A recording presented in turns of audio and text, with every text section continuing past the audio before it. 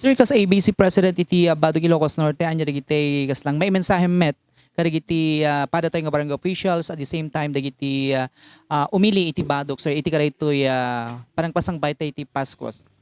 Awen, thank you very much, Joey. Kadeta kita amomot nga kalkalpas unay iti eleksyon iti barangay ken kastamot iti SK.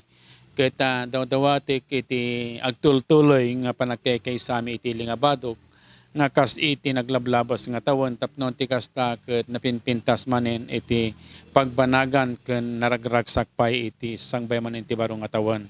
Ngamin na makita mo iti tay Joey ta amin kami nga kakapitanes kita daytoy full support iti daytoy nga programa ken iti liderato apo ni Apo Mayor Maxi tapnon ti kasta ket ipakita mi iti pinakikaysami para iti napinpintas manen na dordoras nga ili nga badok.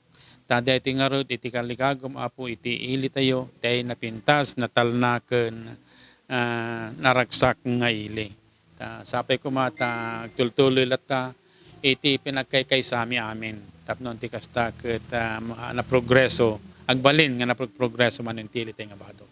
When thank you very much nga nakaragragsak makita yung iti kinaado iti tao kada ito yung rabi ti kami panang pasilaw kadagiti Christmas light tayo iti ilingabadok ket makita tayo iti ragsak dagiti kalugaran tayo iti ilingabadok ket maipakita launay nga mayatanda nga makipagragragsak nang nangruna iti daytoy pinagselebrar tayo iti Christmas iti daytoy nga taon 2023. Kas makita tayo saan lang kadigiti